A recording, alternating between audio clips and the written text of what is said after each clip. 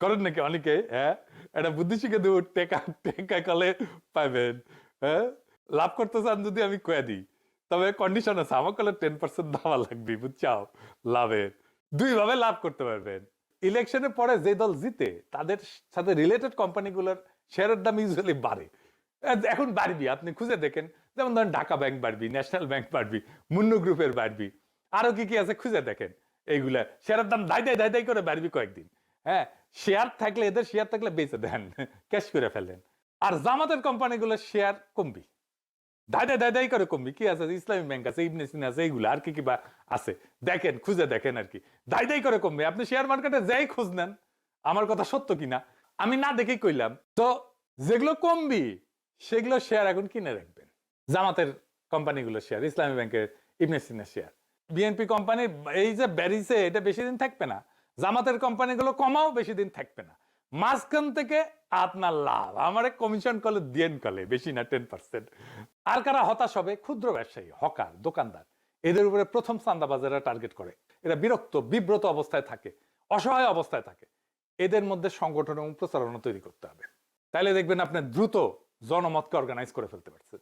এবার আসেন আলাপ করি কিছু জায়গায় সংগঠন নাই, যেখানে সংগঠন করা নিয়ে এটা খুব জরুরি জায়গা।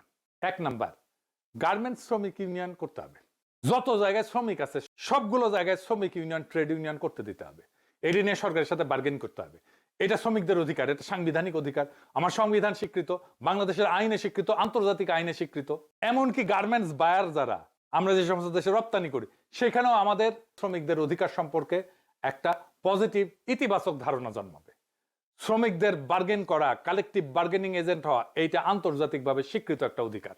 আমাদের শ্রমিকদের এই অধিকার দিতে হবে। এটা নিয়ে সরকারের সাথে বার্গেন করতে হবে। দরিদ্র মানুষেরা যত বেশি সংগঠিত হবে, তত আমরা শক্তিশালী হব, তত এই এলিট রাষ্ট্র আমাদের কাছে নত হবে। যে সমস্ত শ্রমিক ইউনিয়ন লুটেরাদের কবলে আছে, তাদের সেই লুটেরা নেতৃত্বকে উৎখাত করতে হবে। যেমন ধরেন শাহজাহান খান, সে ছিল বাস শ্রমিকদের নেতা।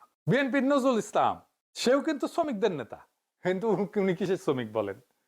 এই সমস্ত নেতা রাখা যাবে না। শ্রমিকদের নেতা হইতে হবে শ্রমিককে। এরপরে রিক্সা শ্রমিক। আমরা ঢাকায় দেখছি রিক্সা শ্রমিকরা আমাদের বর্ষা বিপ্লবে কিভাবে অংশ নিছে। ওই যে সুজন যে স্যালুট দিছিল রিক্সার উপরে দাঁড়ায়, সেও তো রিক্সা শ্রমিক, তাই না? এমন একটা পলিটিক্যালি চার্জড ক্লাস তাদের এই বিপ্লবের পরে কেউ সংগঠিত করার কাজ করলো না। এমনই বেকুব বাংলাদেশের রাজনৈতিক দলগুলা।